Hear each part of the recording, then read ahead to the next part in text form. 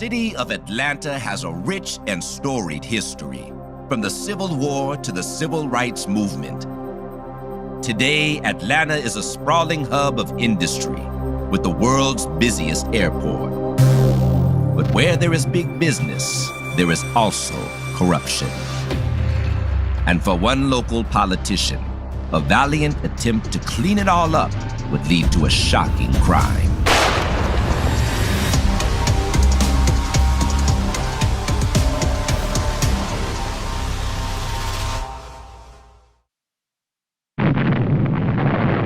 Burned to the ground at the end of the Civil War, Atlanta quickly rose from the ashes to become a major metropolis. It's now headquarters to some of the world's largest companies and boasts elite universities like Emory, Georgia Tech, Morehouse, and Spelman. But Atlanta's rise to prominence has also been complicated by a history of racial tension. The situation was a lot different back in the 1960s, a lot different. All goes back to the race riots and the trauma of all that. We have a lot of history here. We have the birthplace of Dr. Martin Luther King. We also have Ebenezer Baptist Church, where he and his forefathers taught at. Neighborhoods are integrated. It's not in a separation as it was previously. So to me, it's much more unity. Nearly 6 million people live in the greater metropolitan area, stretching out over 30 miles. Atlanta is one of the largest cities in the U.S., and it has truly become what everybody calls it now as the Black Mecca. Wherever you go, it's history all around. And it's expanding more and more. We also have different businesses coming here. Over the past 30 years, Atlanta has become a major center for music, filmmaking, and cultural events. It's huge here in Atlanta. I'm proud of the fact that we've got 3 of the top HBCUs in the country. Atlanta is considered the new Hollywood, specifically the new Black Hollywood. It's an amazing city in regards to culture and arts and restaurants and fashion and economics. It's a great city. But all of Atlanta's explosive growth would come with a darker side effect of corruption, scandal, and violence. And one local leader would pay the ultimate price.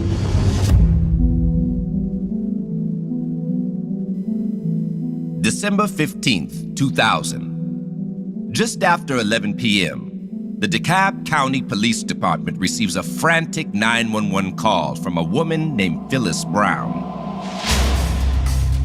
She says her husband, 46-year-old Derwin Brown, has just been shot in the front yard.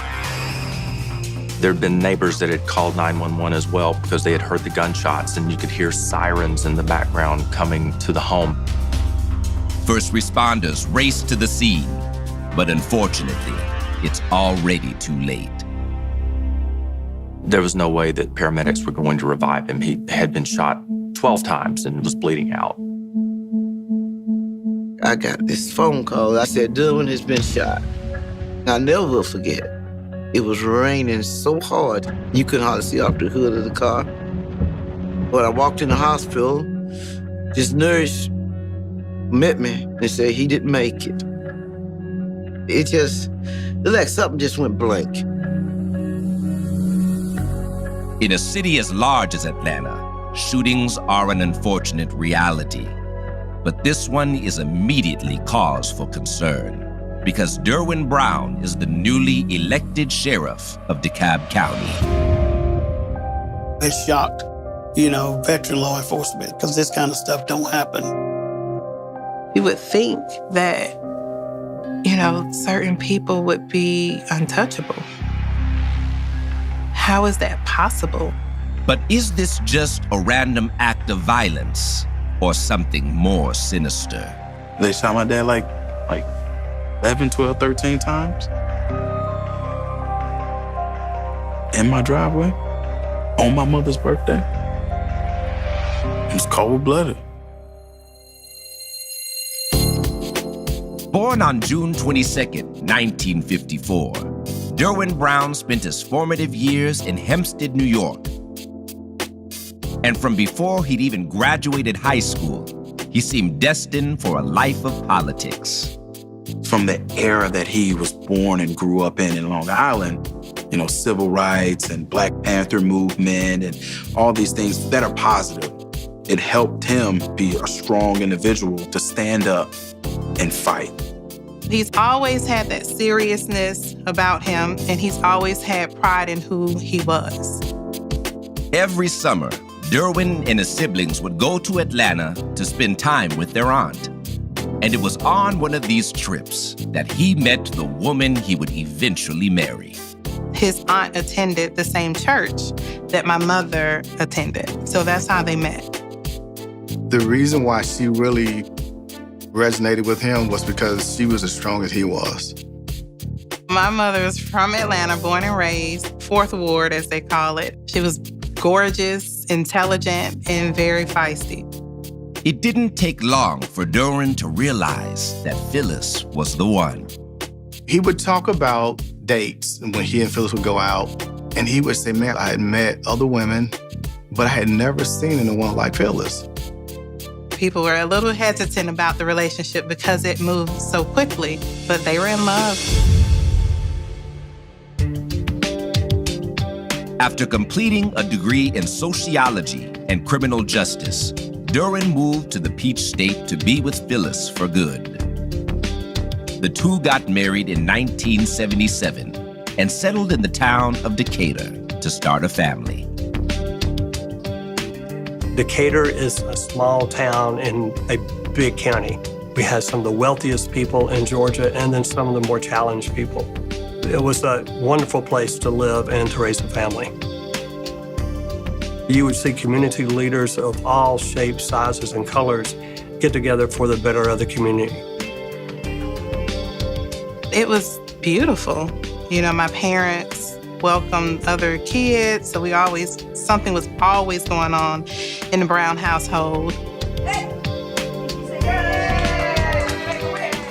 People would come over for conversations, so it was exciting. In addition to raising 5 children, Derwin pursued a career in public service as a youth counselor for troubled teens.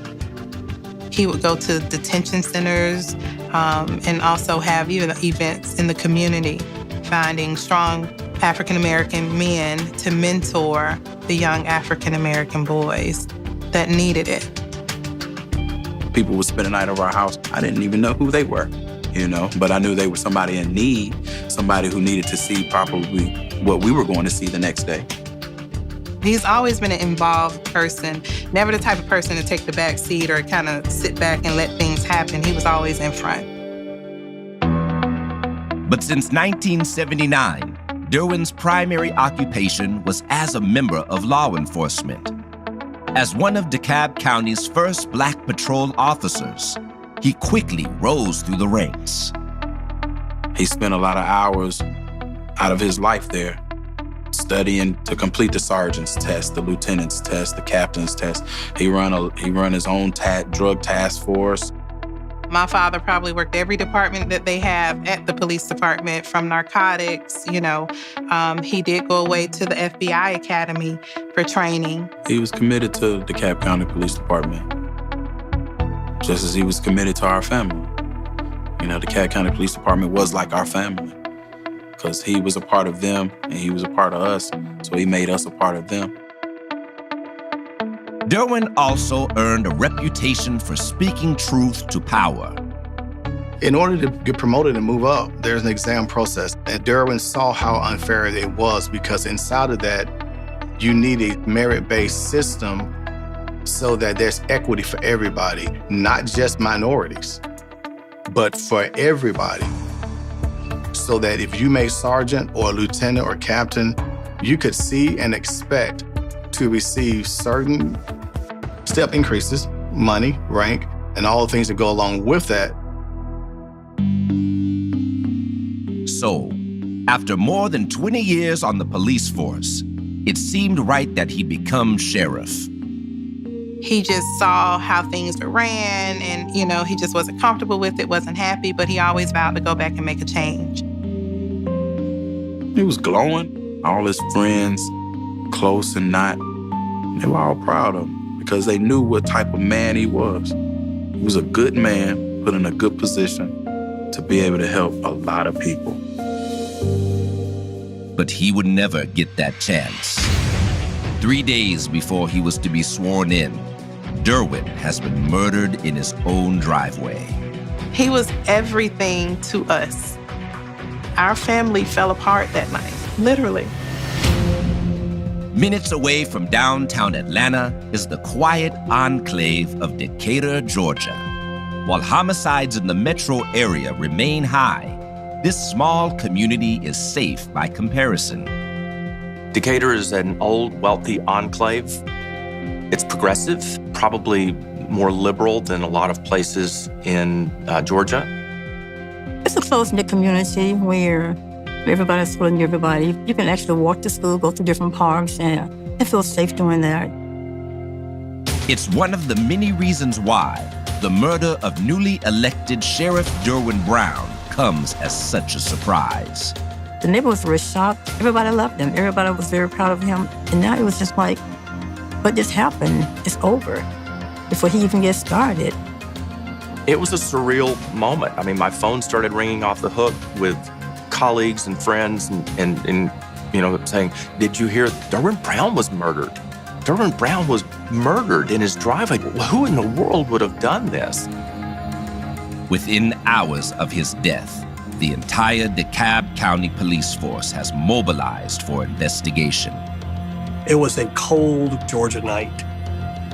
I distinctly remember the crime scene technicians taking different colored flags as they would find a piece of evidence. And I remember there being a lot of red flags. And I asked one of the CSI, I said, why are there so many red flags? And he said, well, that's for each shell casing. And I went, my gosh, there were a lot of shots fired. 17 shell casings are collected in total. They were fired from a Tech-9 semi-automatic pistol.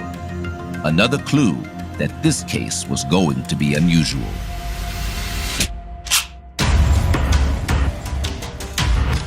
A Tech-9, it seemed pretty gangster, The Tech-9 is a very unusual weapon of choice.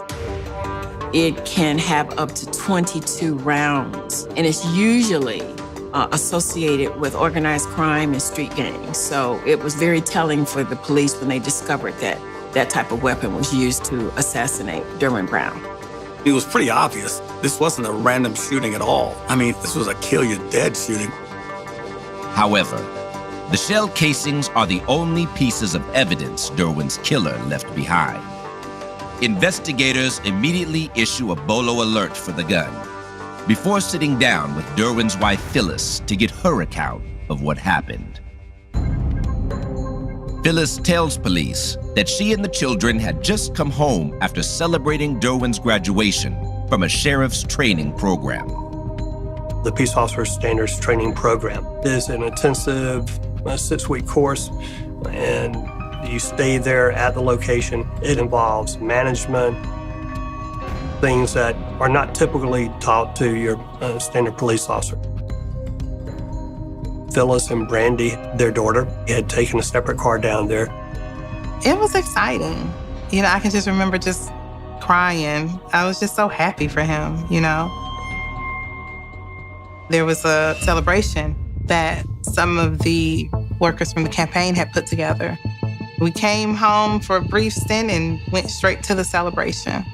He was to be sworn in the next Monday morning, so there were a lot of well-wishers there. Derwin was the last person to leave about 11 o'clock that night. A little while later, Phyllis and her son Robert heard Derwin's car pull into the driveway.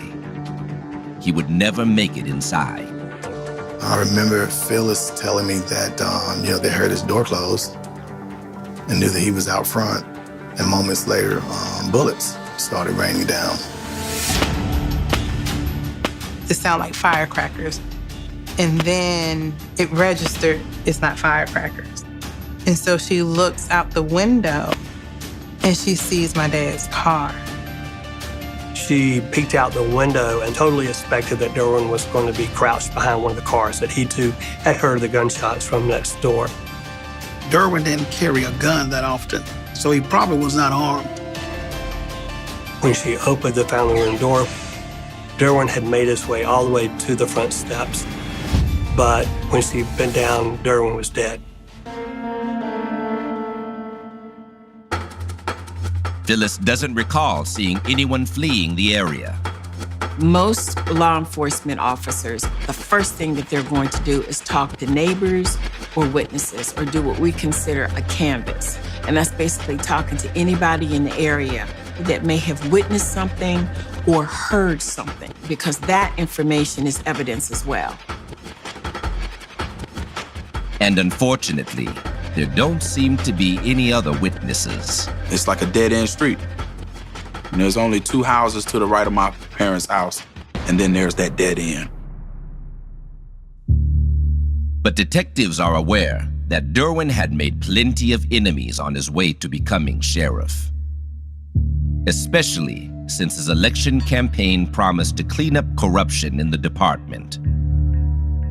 You've heard the phrase absolute power corrupts absolutely. That's essentially what you have in the sheriff's office. It's one person being in charge of a multi-million-dollar budget, $30, $40 million a year. And when you have that much authority and that much money, it's really easy to be corrupted. We had, I believe at the time, 9 Georgia sheriffs who had been indicted and prosecuted for various acts of corruption. Derwin Brown, this way of doing things was so phenomenal that, and doing this, he also got some other people on board with him because it was so very obvious what was going on in the sheriff's office throughout the years. My father saw it, he investigated it, and he knew that something had to change. In 1996, hosting the Olympics put Atlanta on the center of the world stage, but a deadly bombing would put the city on edge. 1 person was killed and 111 people were injured.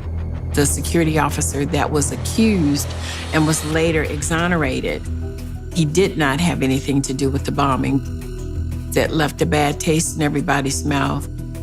The image of Atlanta law enforcement was left tarnished, something residents would not soon forget.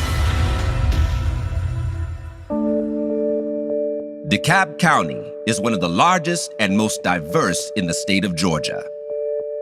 It is also one of the more affluent. But like the city of Atlanta, DeKalb also has a complicated history. DeKalb is made up of 2 communities. There's South DeKalb and there's North DeKalb. North DeKalb is predominantly white. South DeKalb is predominantly black.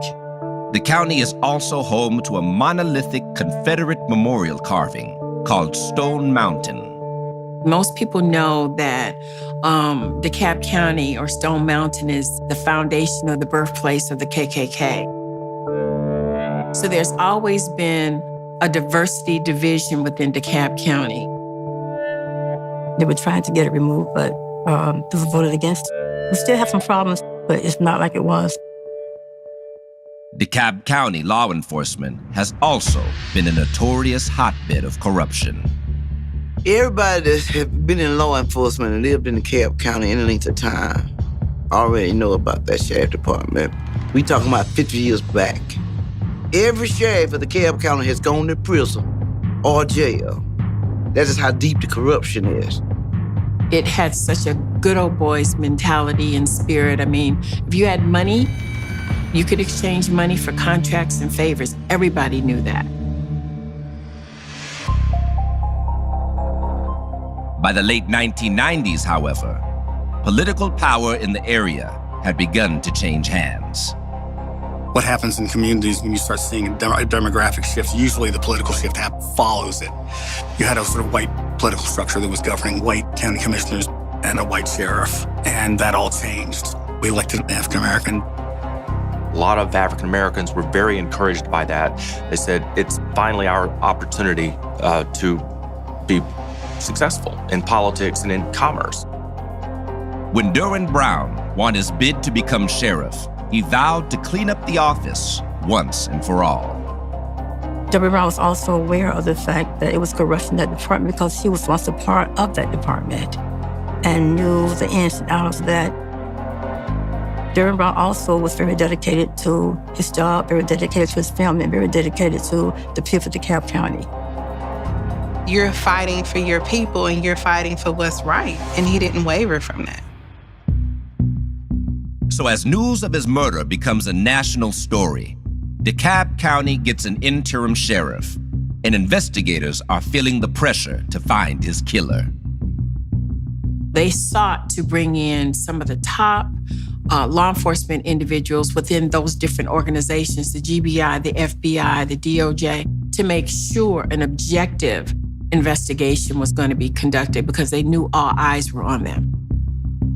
I got a phone call, which midday, following morning, said, hey, come to headquarters, chief's from the task force, and you're in it. We knew it was not domestic. We knew it was not a robbery gone bad. There are multiple people with motives to assassinate the sheriff-elect. And one of the first people the task force decides to look into is the former sheriff, 59-year-old Sidney Dorsey.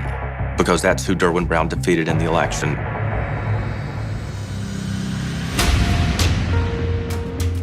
Dorsey was the first Black elected sheriff, I think, in this county. Before running for office in DeKalb County, Mr. Dorsey had been a detective in the Atlanta Police Department. His claim to fame came during the Atlanta missing and murdered children's case, where he was one of the detectives. The Atlanta child murder case terrorized the city from 1979 to 1981. Dorsey was one of the lead investigators and also played a role in reopening the case after Wayne Williams was convicted. He felt that there were other parties or individuals that could have been involved with all the child murders, that it was not an individual person. And he was one of the lead advocates to have the case reopened after Wayne Williams was sentenced. As his career progressed, he developed a reputation for being a bit of a cowboy. One time he fired his weapon at the Atlanta Police Department inside the squad room. There's a story that he shot a kid that was hiding underneath a house. And he shot a man and killed him in a dispute at a gas pump. One witness said he basically executed the guy. Started out as a murder charge, went to manslaughter, and then eventually, went away.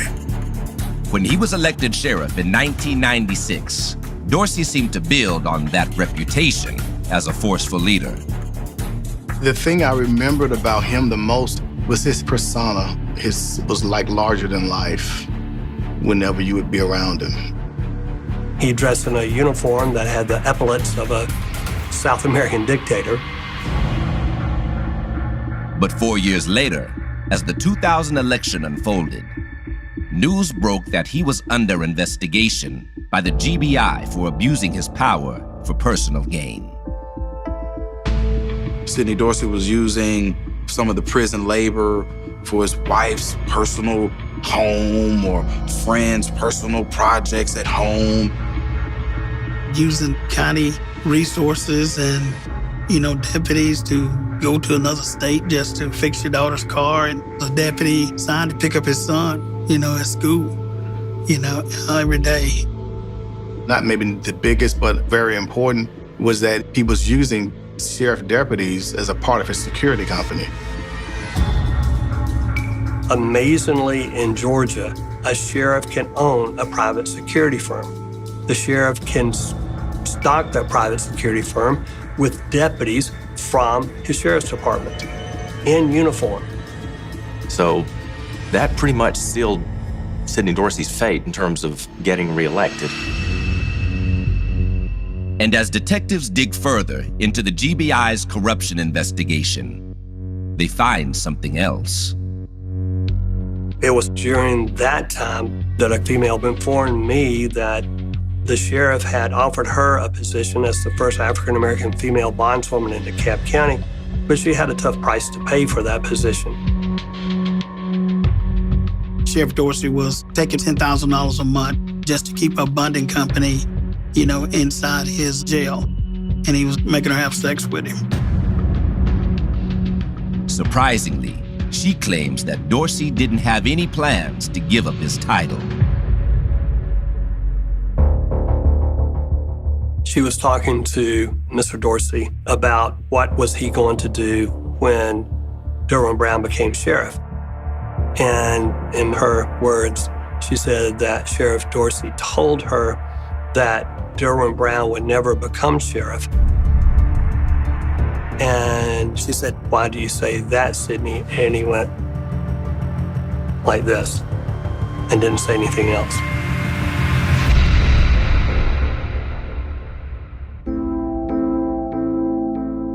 The residents of Decatur, Georgia, are used to living in the shadow of Metro Atlanta. But now, the town has been thrust into the spotlight with the murder of Sheriff Derwin Brown. As you can imagine, once this murder occurred, there was incredible, intense publicity, not just here in Georgia, but nationwide, New York Times, and Europe as well. The community of DeKalb County found out that Sidney Dorsey was a suspect through one of the local media reporters that had leaked that he was under GBI investigation. They were looking at people that were tied to the sheriff's department that possibly were losing money or contracts or jobs. On January 4th, 2001, the investigators questioned Dorsey. He denies any involvement in the murder and the corruption scandal that caused him to lose the election. He said that he and I didn't do anything that other sheriffs didn't do. He really, really believed that he wasn't corrupt. He was just doing what all the other sheriffs had done. He surrounded himself with people who stood up, and he held news conferences to talk about how the Cox organization, which was the owner of the television station I worked for, had racist intent and wanted him removed from office. Dorsey acknowledges his affair with the bondswoman, but denies her claim that he intended to prevent Derwin Brown from taking office. His answer was, I would be crazy to do such a thing when the focus would be directly on me. Sidney Dorsey's alibi was his wife, Sherry. She confirmed that he was with her during the time period that the crime actually occurred. Mr. Dorsey was with his wife. There's no question about that. But there was zero evidence that he would have done it, and it was unthinkable to think he would have done it. But as we all know, spouses can be dishonest and can lie. That really didn't mean anything because he was a smart and savvy enough guy to have planned this and planned it in a way where nothing pointed back to him.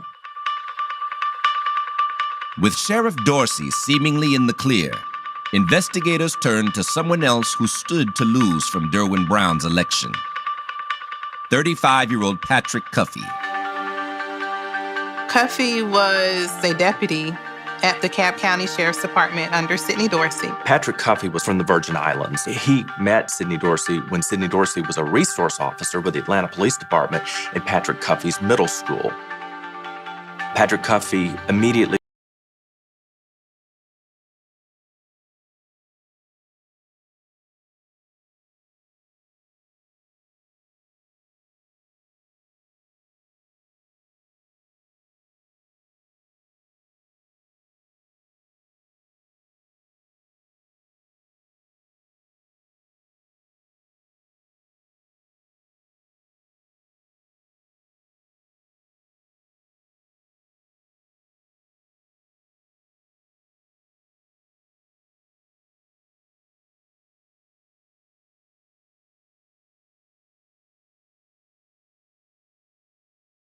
So he was Dorsey's boy. He was able to get away with it.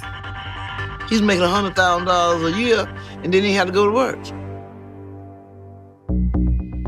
He had been promised a position, a new position within law enforcement in DeKalb County. So it's not a leap to think that he would be involved with the assassination, because when Sidney Dorsey was not reelected, it killed everybody's hopes of all these jobs and money that they had been promised. When investigators questioned Patrick Cuffey, he's hostile towards them. He refused to sit down. He refused to take his sheriff's hat off. He refused to cooperate. The anger and venom in his voice was very apparent. Patrick Cuffey did have an alibi. He was with friends during the murder. He said there were 4 of them at his house lifting weights. With 2 of the most likely suspects cleared, investigators are running out of leads. To be honest with you, the case was dead in the water. We had no evidence that, other than our gut feelings and about who was involved.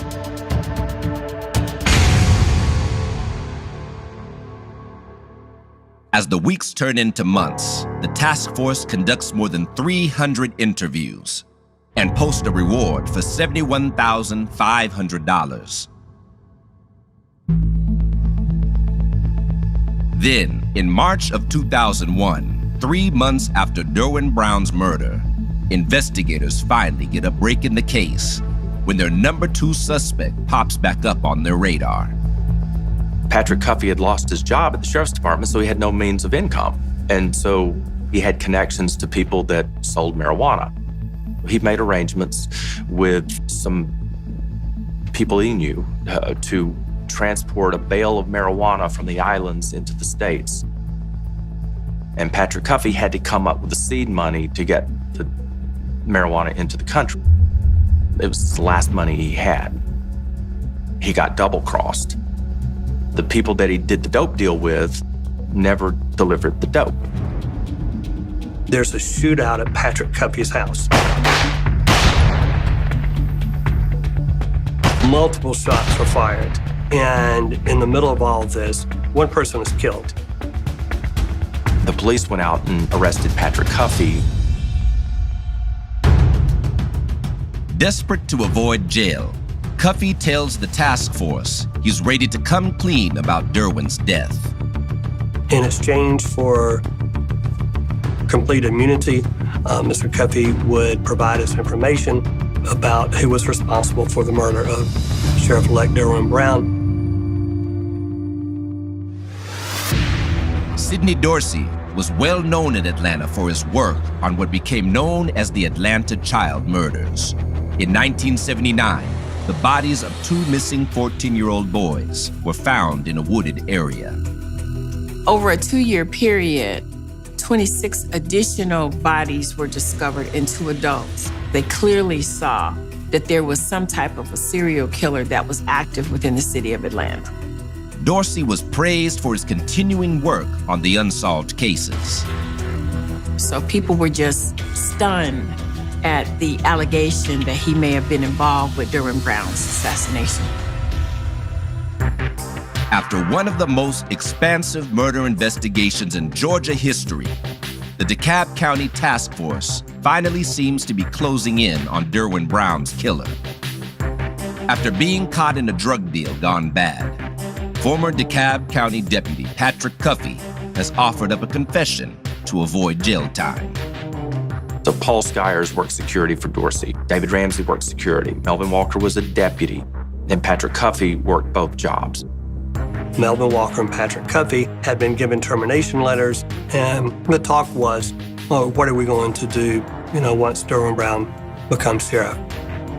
According to Cuffey, the 4 decided to eliminate the problem by killing Derwin. David Ramsey provided the gun. They actually drew straws as to see who was going to fire the murder weapon, and Melvin Walker got the short straw.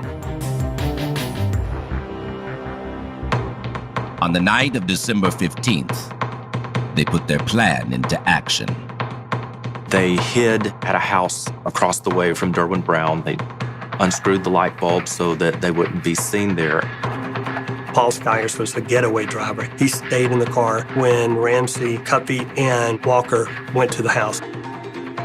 When they seen my father walking down the driveway, that's when they pursued him. Walker had the Intratec 9, and Walker fired all the shots.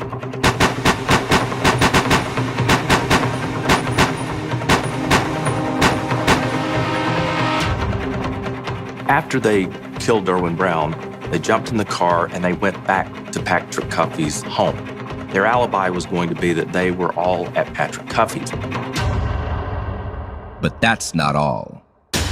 Although Cuffey and his accomplices all had reason to want Derwin Brown eliminated, he claims they were actually acting on the orders of someone else.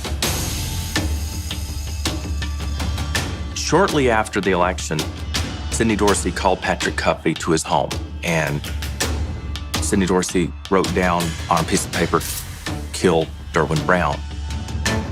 Cuffey read the note, and Dorsey took the note back and ate it.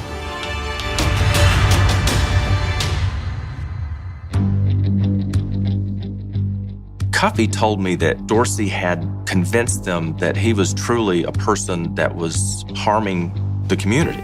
And the night they killed Derwin Brown, they hated him. They wanted to end his life.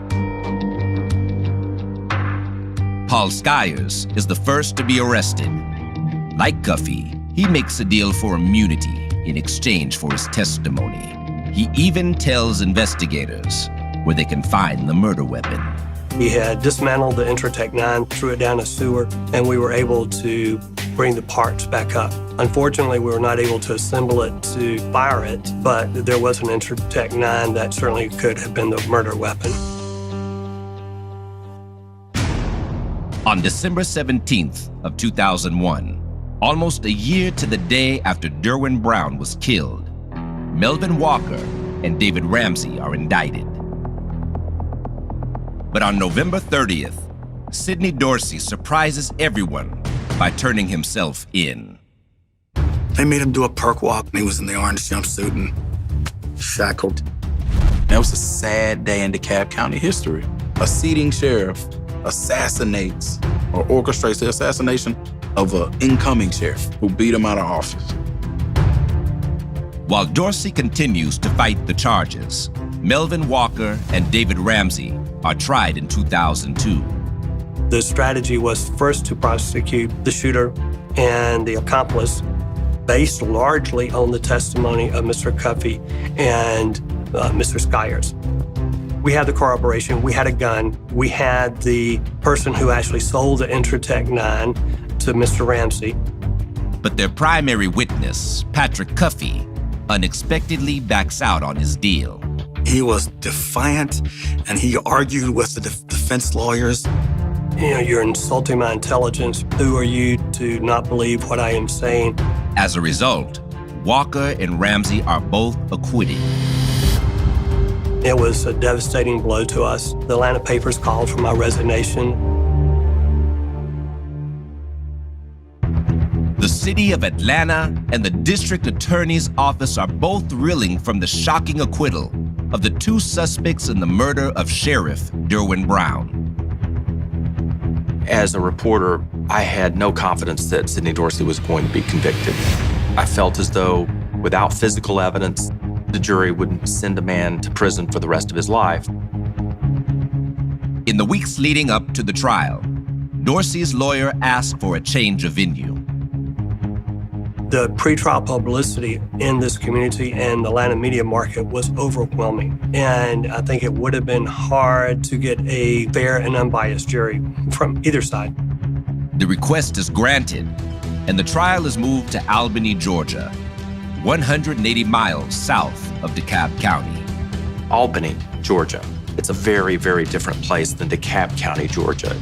It's a much more rural community. Law and order is much more respected there. In June of 2002, Sidney Dorsey's trial begins, and prosecutors employ a new strategy.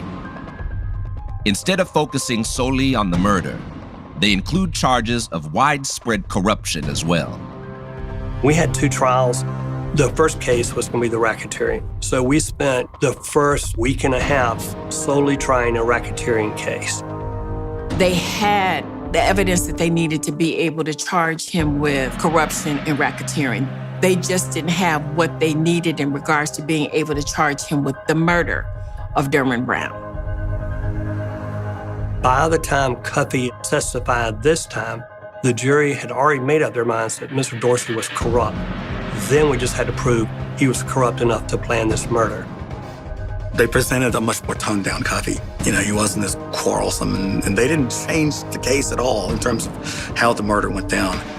However, Dorsey's defense pokes holes in the prosecution's case at every turn. They maintained his innocence, he said. He said, Cuffey lied, and I promise you he lied. And he said, and I didn't do anything that other sheriffs didn't do. I didn't do anything wrong. The jurors felt like they couldn't almost determine who was telling the truth because there were so many lies being told. They came back and said, we're hopelessly deadlocked.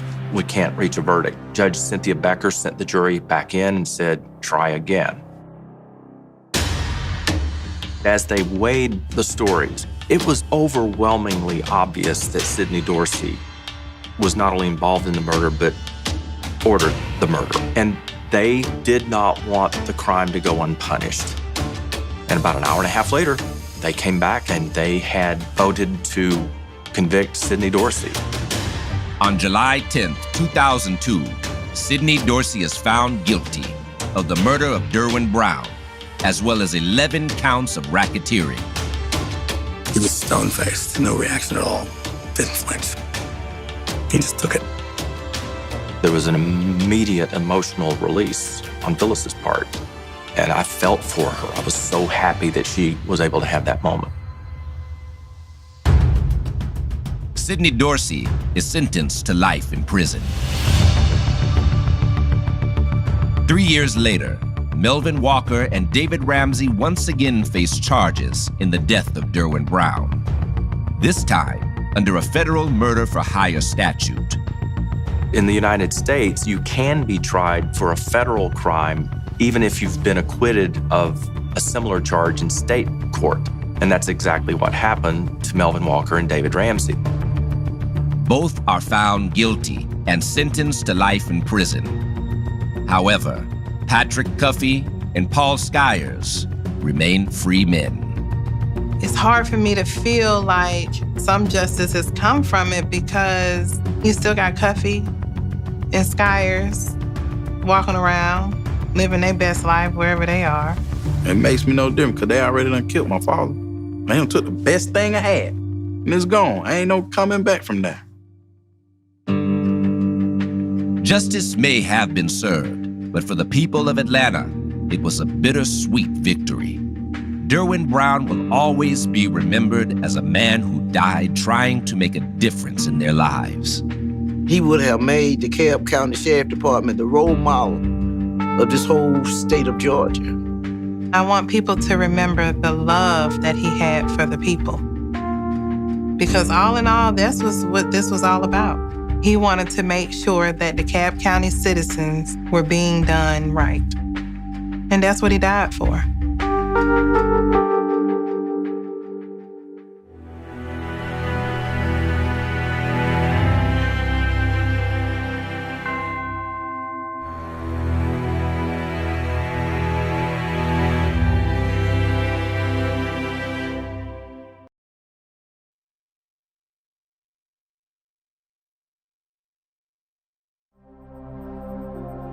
Columbus, Ohio is often described as a big city with a small town personality.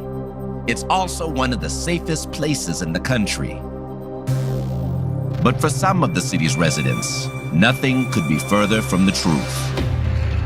For all its charm, Columbus is plagued by poverty. And for one family, the struggle to survive would ultimately end in tragedy.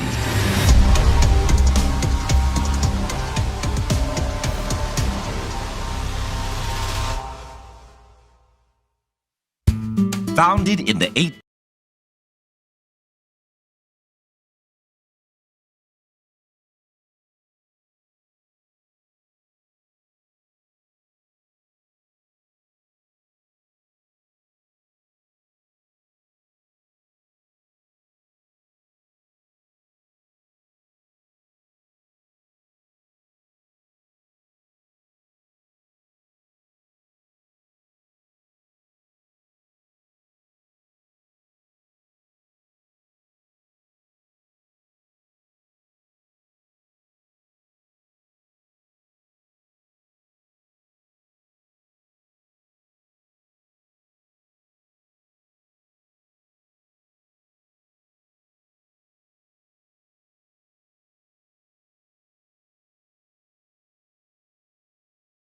100,000+ people, 14th largest city in the country.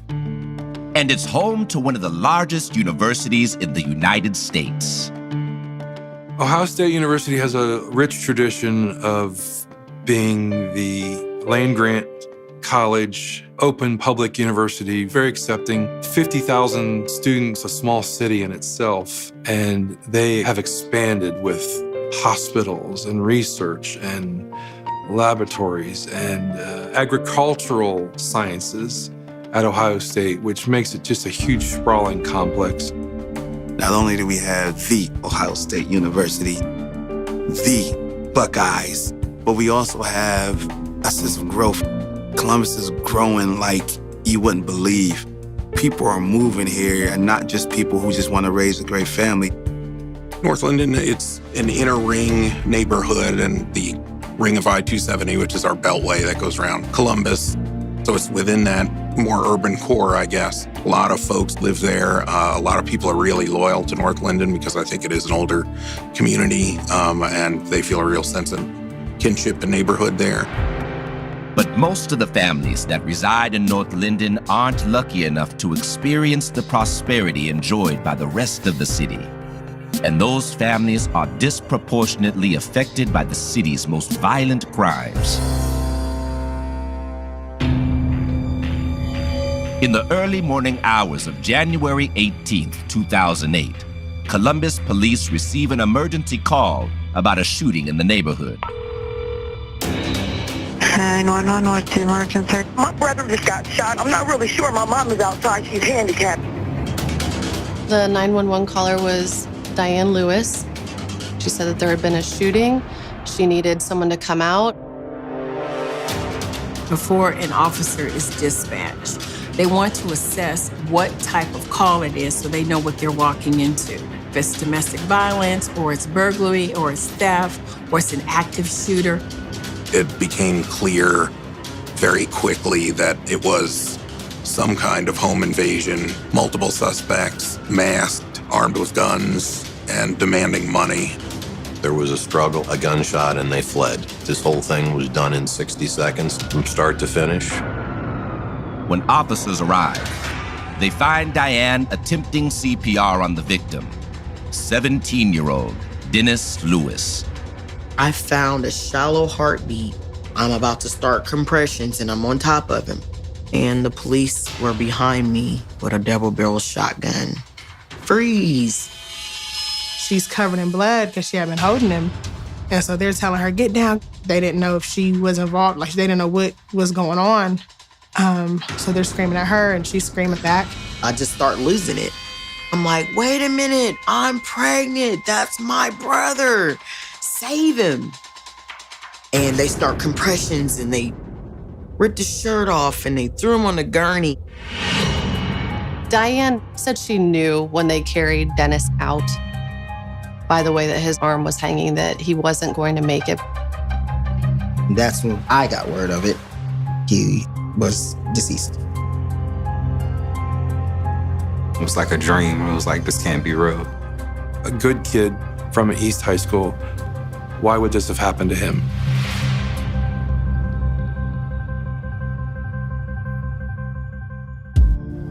For twin brothers, Darius and Dennis Lewis, life on the city's east side was full of challenges. The Linden area, if you know anything about Columbus, Ohio, is not too good of it.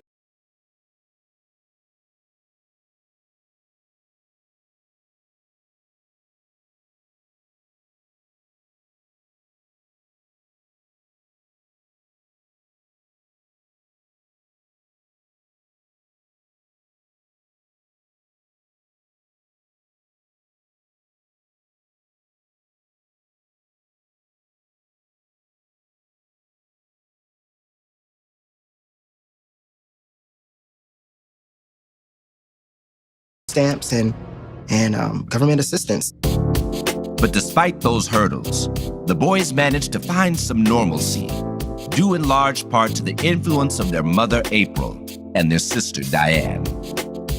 Having their mom and having their sister be so involved in their achievement and in their accomplishments and in their success was very important to their upbringing.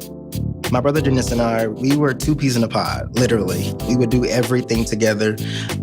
We just had different colors, so mom could tell us apart. Dennis was a firecracker. Oh my God. Darius was more on the reserve side. He was all about the books. He was all about studying.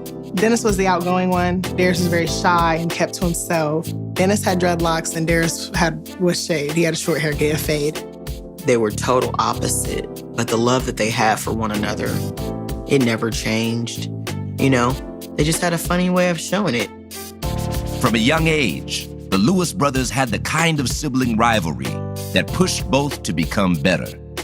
There's always a good twin. There's always a bad twin. But when you got two good twins, I mean great twins that compete with each other to do better, that's that inner drive. I would ask one of them about their grades, and the other one would answer with his grades. Like if they both had science, they would say, okay, I got an A, but he got a B. So they competed with everything. They found out the right way to win, and they wouldn't rub it in your face when they beat you either. They were good kids. Given their environment, they definitely took refuge in not only each other and their family, but being devoted students, being the best that they could at marching band. Band was really a big thing for both of them. Everyone who was a part of the band was like a family. For all of us, it was kind of like that home away from home. There you had mentors, you had older brothers. Our band director, she always said, do what you have to do until you do what you want to do. So that's something that always stuck with me. Well, we met through East High School marching band. Darius and Dennis both, just doing everything they could to build up that resume that the colleges want to see so that they could then go to a good school and then get a better job and then have a better career and then move on that path.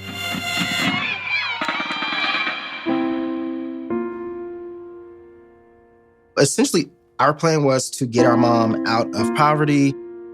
Miss April had multiple sclerosis that she was dealing with, and a lot of people who knew Dennis and Darius knew that they were taking care of her. They were kids that were succeeding in a bad neighborhood with a mother who was disabled. It was kind of a rarity for those kids to be doing so well with so little. We worked part-time jobs. We still, managed to involve ourselves in sports and carry straight A's while in high school. Darius and I moved in together when I was moving out of my parents' house because I was 18. Darius moved out just maybe 2 months shy of his 18th birthday. And Dennis stayed at the house with April, with their mom. My brother, he was actually going to go to Florida for college, and I was going to stay at Ohio State University. I wanted to stay close to my mom. But their dreams of a brighter future were shattered when Dennis was shot and killed. Now both the community and investigators want to know why. You just don't think stuff like that will happen to somebody, especially somebody like Dennis. There was so many ideas going through my head. Like, why would this happen to my family? Why would this happen to my brother?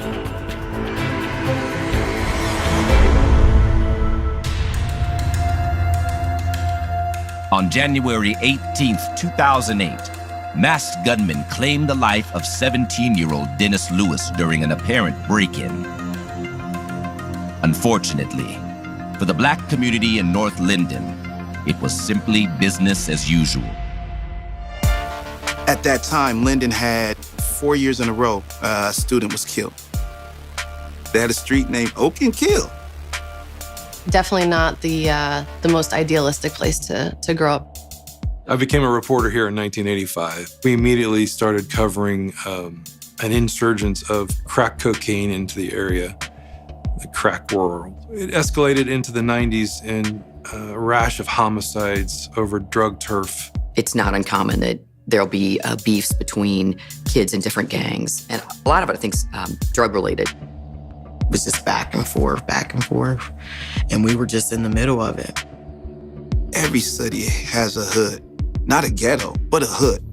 You know what I'm saying? We have places that you better not be after a certain time. You better lock your cars when you're driving through. At the time, being a kid, I didn't really see too much wrong with it. I guess you could say I was kind of blind to some of the activity that may have been going on. We normalize it, but we have no other outlet. I mean, we don't have money to move and things of that sort to get out of the neighborhood. You live in the ghetto because it's affordable. And we just didn't have a choice. But even in East Columbus, it's uncommon for a group of masked gunmen to break into a house. Since Darius was living with his girlfriend, the only two people home that night were Dennis and his mother, April. When you are interviewing a family member of the victim, this has to be one of the most difficult times in their life. It doesn't mean that you can't go in there and get the answers that you need, but having patience is very important. They interviewed April repeatedly about, could you identify a voice? What were they wearing? And she did the best she could, but she was obviously traumatized by finding out her son had been killed. April told them that as she was asleep on the sofa, she could hear someone trying to access the side door.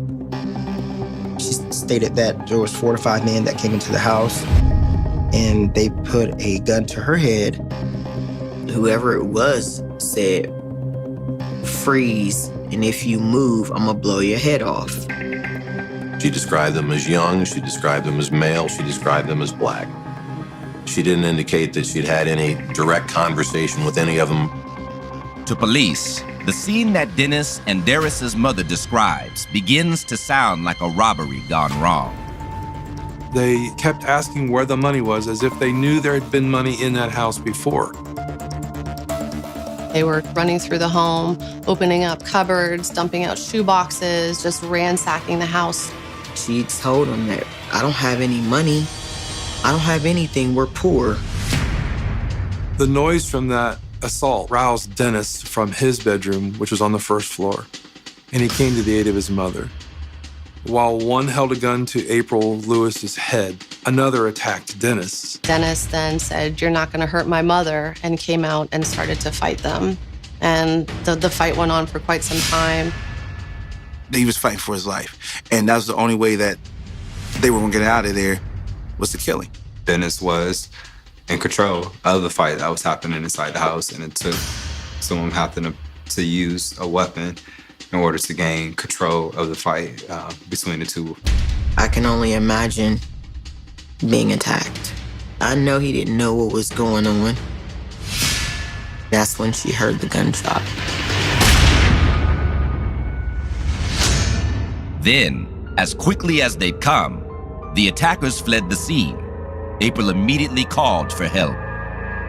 His mom, because she was sick at the time, had to crawl outside on the porch and yell for her daughter, who was a couple houses down. All of a sudden I hear, Don, they shot your brother. Please come help us. As soon as she said Don, I knew that was my mom. I grabbed my cell phone and I dialed 911. I said I need an ambulance. Forensic evidence paints an even clearer picture of the struggle between Dennis and the intruders. There had been a very valiant, bloodied fight and went off into 2 different bedrooms, as well as a hallway, into the attic going upstairs. There was splats of blood on the bed. And then there was like this long wall with all this blood on it.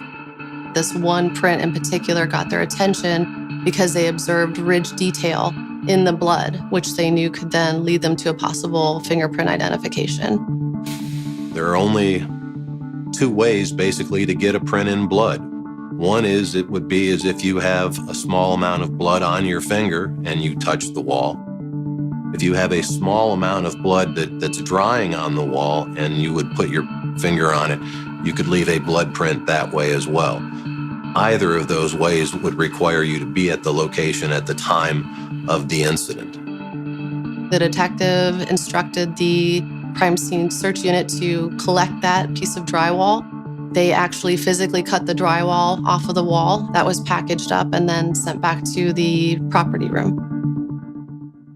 As investigators continue to search for clues, Diane Lewis makes the most difficult phone call of her life. Sometime in the middle of the night, I hear his phone ringing. And then he's like, "What? Diane, slow down. And he sits up in the bed, and at that point, I felt something was wrong. I could tell that there was something going on. I received a phone call early in the morning. It was from my sister, and she said that your brother has been shot. I threw on a coat and my slippers, and I just jumped in my car. I put the foot to the pedal, and I just drove so fast. He parked his car in the middle of the street, got out, didn't shut the door. The yellow tape was already up. He ran to that house. By then, it had become an active crime scene, and anybody approaching would have been stopped and then questioned. And he identified himself as Darius Lewis.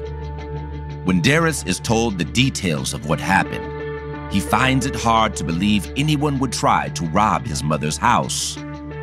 It wasn't like she had big TVs and expensive things in her house. It wasn't like they had a bunch of stuff worth stealing. So why would someone even break into the house? In fact, he thinks the intruders were after someone else. I had a cousin, and his name is Joey. He would come over sporadically, eat and things of that sort. 2 weeks prior to me moving out, I see him packaging up pills and things of that sort, and I was very uncomfortable. For me, it was something heavy. I was like, I don't want to be involved in any of, whatever's going on here. The theory was that word on the street was Joey may have kept money and or drugs at the house. He was a likely target of this robbery, even though he wasn't there. Hours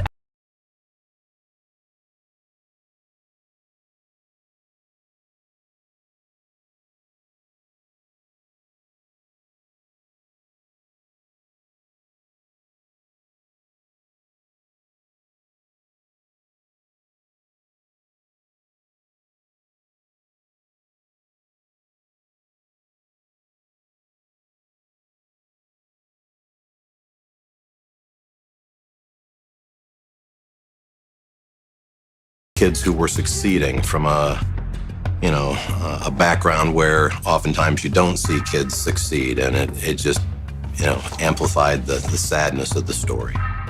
I was tired of it. I was tired of dealing with another young person losing their lives in my city. I was tired of having to report that. This is a rising star in the community. He was a standout student, really remarkable with a future ahead of him.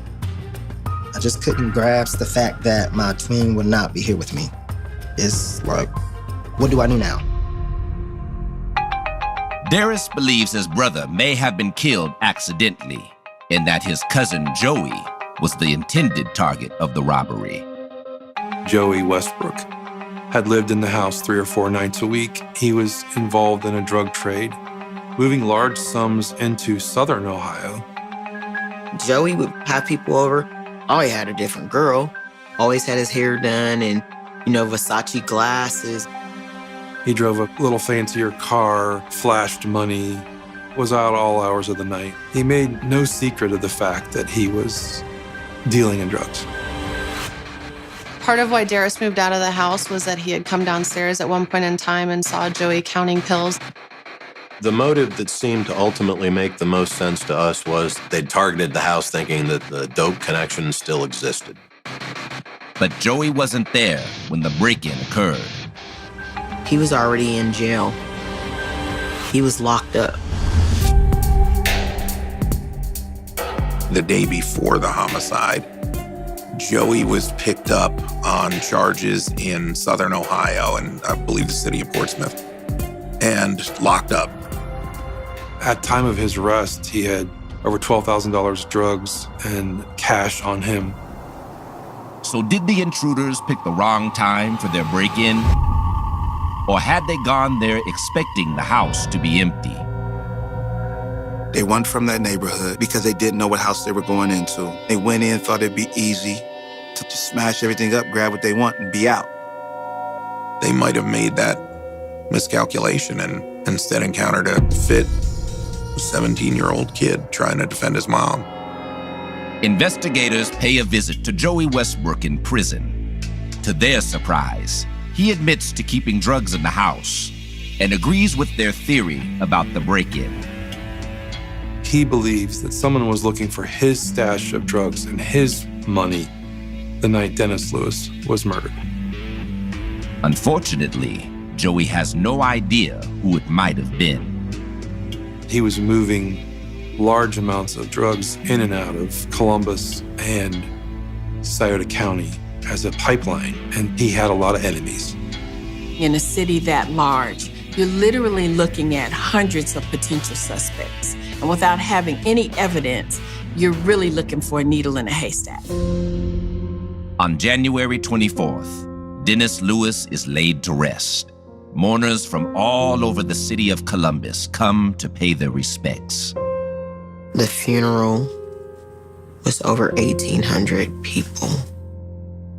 So you had a lot of faculty, you had students, you had family, you had just community. A lot of people spoke, a lot of people came. It was like celebrity status. I've never seen anything like it in my life. Our mayor, he said that he wanted to pay for everything. He has to have the best of everything. And he paid for my brother's funeral. When the mayor of your city is talking about you, you know how important you are. Darius leads the choir in song and delivers a heartfelt message to his brother's killers. I do remember saying that whomever did this, I forgive them. There's no malice, but please step forward. His appeal goes unanswered.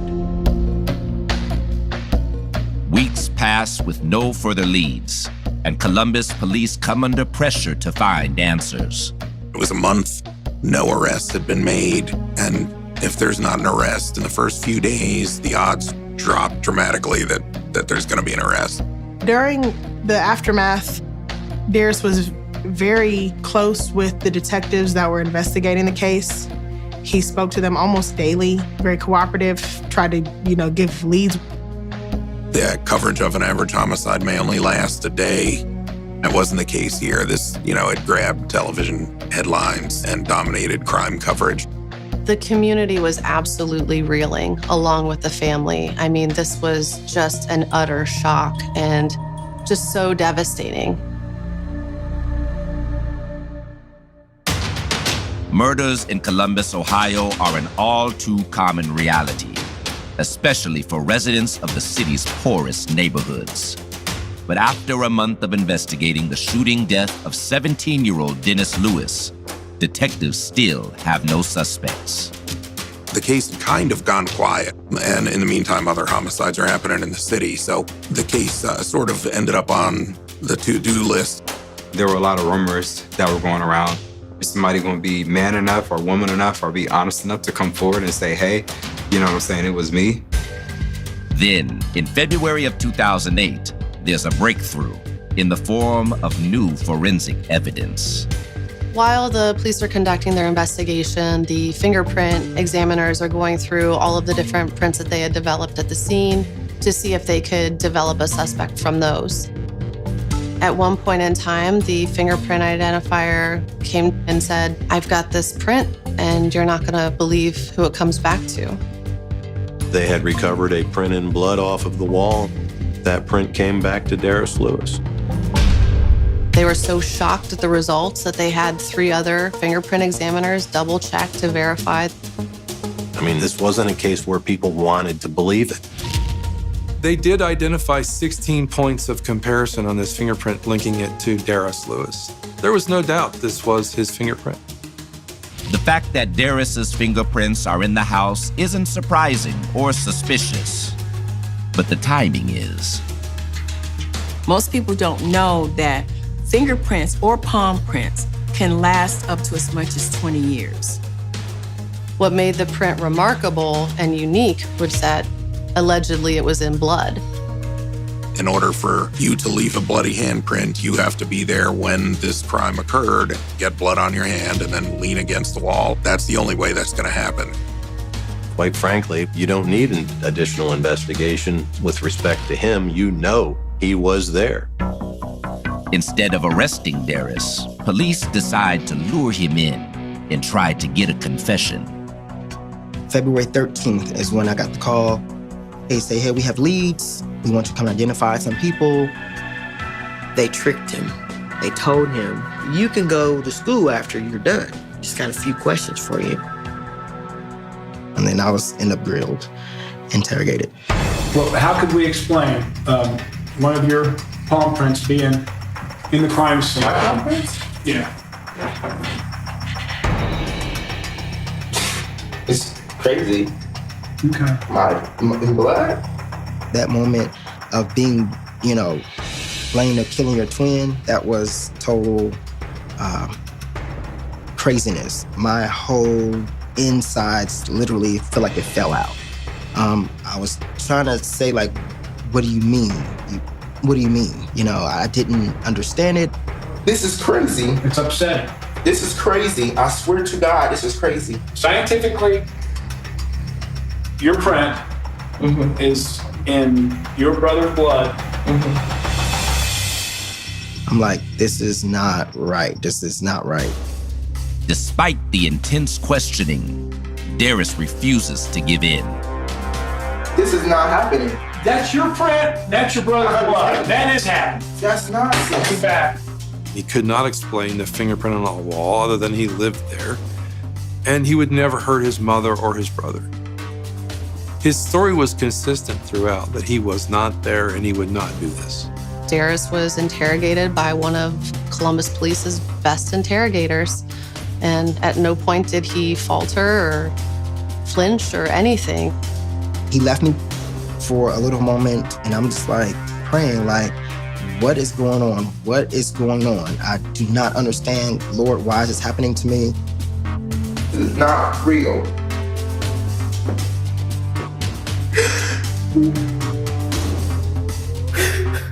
It's some of the most disturbing tape you can ever watch because he is absolutely beside himself, shaking and holding himself, and there must be a mistake.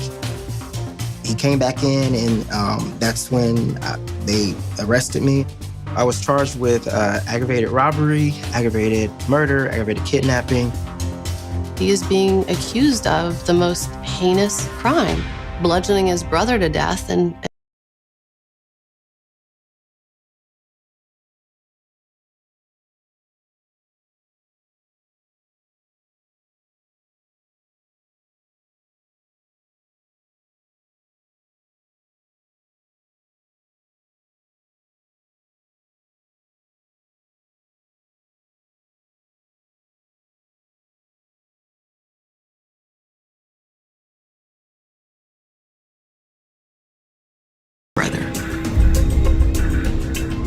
Not only was it impossible for who he was and what his character was and what the crime was, but it was impossible physically because he was on the south side of town with me in our home, in our bed. I got a phone call and they were like, cut on the news. I was just like, you gotta be kidding me. This can't be real. You start to think like, well, damn, did he really do this? After a month of investigation, Columbus police have charged Darius Lewis with the murder of his twin brother, Dennis. Once the story hits local media, the reaction is polarizing. the media response to Darius being arrested, as you can imagine, took a very ugly turn. It really seemed that Dennis was this just remarkable young man, and then here's this either jealous or lesser twin who's now gone and taken his life. And that was definitely the portrayal that was occurring.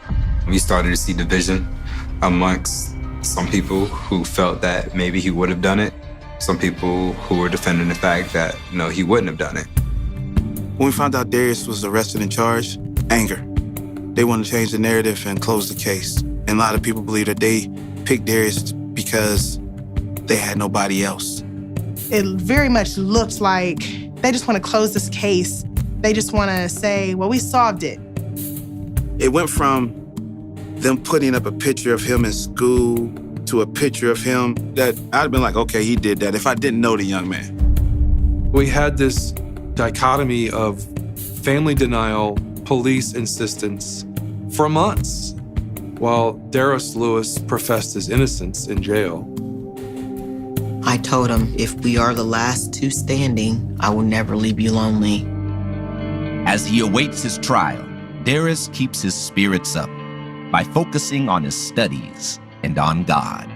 I was confined physically, but mentally, I was still open. The school, they brought my books up there. I still graduated basically while I was incarcerated. Psychologically getting through those days, it was more of my spiritual connection. There was not a day that I did not read my Bible. I'm not built to break. So that was my motto throughout the whole entire ordeal. I'm not built to break. I really felt in my heart of hearts, I was going to be released. I was going to be vindicated of all charges, exonerated. But Darius's faith will be tested. At his pretrial hearing, the court rules he will be tried as an adult. If convicted, Darius could spend the rest of his life in prison. There's different things that can assist a judge in making a decision whether a child or youth is going to be charged as an adult. The type of crime, the brutality or viciousness of the crime. Anybody over the age of 13 can be charged as an adult. After the court hearing, Adam Neiman was officially appointed as Darius's counsel. And one of the first things that we did was go down to the jail to meet him so that we could get his side of the story. Adam and I were just both struck by Darius and how inconceivable it is that this person sitting in front of us is even capable of carrying out the things that he was accused of doing. Everyone said it. This isn't the kind of kid who would do this. There was a bloody print saying otherwise. On March 9th, 2009, more than a year after being arrested for the brutal murder of his twin brother, the trial of Darius Lewis finally begins. This is a huge media case. True TV was in the courtroom recording. My grandmother in Canada was watching the coverage. Darius Lewis was wearing a suit, and I believe he carried a Bible to trial with him. As the prosecution makes their opening arguments, it becomes clear that the case will come down to a single piece of evidence. In a typical burglary case, you get the print and you say, hey, that person's never been in the house before. If there are prints there, they must be the burglar. In this particular case, because it was at the residence where Darius had slept and been raised, the fact that the print was in blood was the significant factor. Prosecution railed that Darius was lying, that he had to have committed this crime. He couldn't explain away this palm print. If you're a prosecutor, I'm not sure if there's a more powerful piece of evidence than a bloody print. In addition to having easy access to the house, the state argues Darius also had plenty of motive to kill his brother. Their theory of the case was that Darius's motive for doing the shooting was to get some cash that was in the top drawer of Dennis's dresser that he had been saving up for a car. This was a robbery. Darius brought accomplices to search the house for his brother's money, and they ended up in a brotherly scuffle. Maybe it just got out of hand that the crime was not supposed to end in homicide, that this happened because Dennis fought back. But the defense believes that theory is ridiculous. I've covered every manner of family homicide. Everything I'd heard didn't indicate to me that there was any kind of bad blood between Dennis and Darius. These two boys, whatever one had belonged to the other. I mean, if Darius wanted that money, Dennis would have given it to him, no questions asked. It's just like, I have money. I don't need to do that. The defense case rested heavily on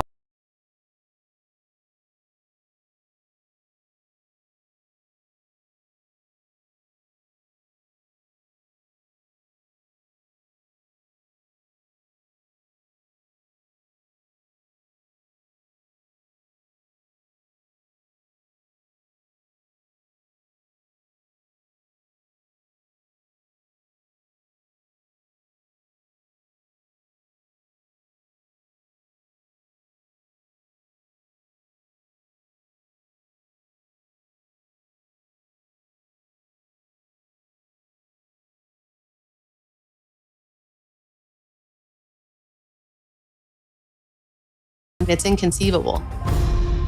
They also challenged the validity of the prosecutor's key evidence. They cross-examined the latent print examiner that we had called to testify, and they raised the issue that the print was in blood. All we were hearing about was 16 points of comparison, but at no point in time did anyone testify about where the print was located.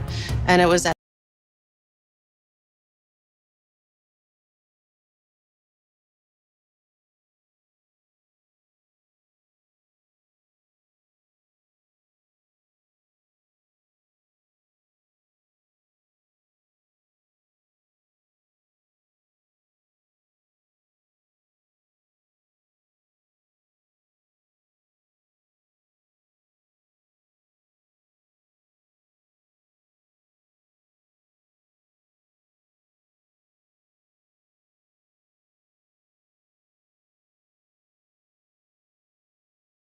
prison for something I didn't do. It's March of 2009, and the residents of Columbus, Ohio anxiously await a verdict in the trial of Darius Lewis, an honor student accused of murdering his twin brother. This became a story of biblical proportions. The Cain and Abel story, how a brother could kill a brother. How could this possibly be? We were just waiting for the jury to deliberate. These things can last for days. I'm trying to, understand, did we convince the jury? Did we do everything that we possibly can? It was surreal. It was a moment to say, they have my life in their hands. Unexpectedly, the jury returns after only one day. But as it turns out, they haven't reached a decision at all. One of the jurors had some family issue. Because of that, the juror could not come back to continue deliberations, and therefore you could not have a unanimous jury of 12. Case was declared a mistrial at the defense request. When the mistrial was declared, there was an audible gasp from the Lewis family, and they wanted closure. They wanted the acquittal. They wanted Darius to come home free. And they knew that they were going to have to go through this again because the prosecution had said openly that we'll seek another trial. Darius remains in custody, but instead of immediately setting a new trial date, the prosecution and defense reach an agreement. They will first retest the fingerprints found at the crime scene. I think that's when we showed the evidence of the print, it not being in blood, the prosecution, they were like, okay, to make it all fair, let's test this evidence. They've raised this issue. We need to make sure, because our whole case is based on the fact that the print is in blood. If the print's not in blood, then we don't have a case. On August 6, 2009, a forensic expert renders their decision.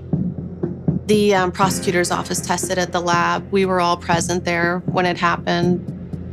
When you're taking a look at the drywall that was cut out in this case, and you can clearly see the bloody handprint that the detective saw at the scene, and then above that print, you see the latent print, which was Darius's print that could have been placed there at any time in the past 4 years. And clearly, they're not in the same location. The lab person came and told us there was no sign of blood. They had not tested positive for blood. The mistrial was really a win. It allowed the defense team an opportunity to re-examine the evidence. And in doing so, they discovered that that bloody fingerprint didn't exist, and it helped exonerate their client. I was happy I had my answer. I was able to do what needed to be done. Half hour later, he walked out of jail. I go downstairs and Shannon's all on the floor, crying and everything. I fell to my knees crying, you're going home, you're going home.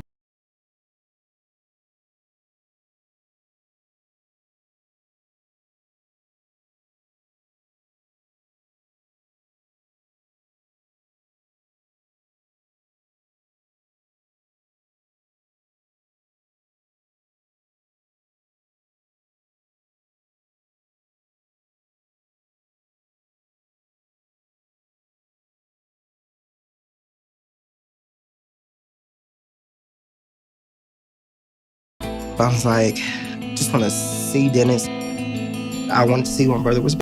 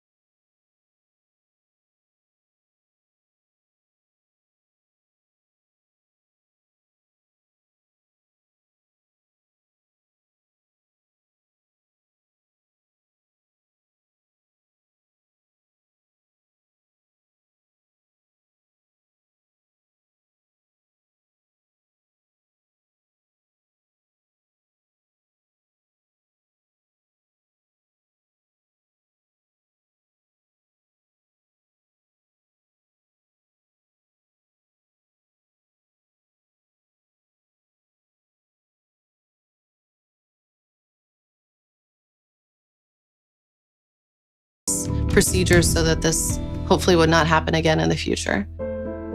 Since his release, Darius has gone on to help others in his East Columbus community and to realize many of the dreams he and Dennis once shared. To make it through such a horrible experience and come out to be the productive, successful man that he is just really speaks volume as to who he is as a person. Even though our brother is gone, he still lives through him. He still lives through him. I do feel like Dennis is with me.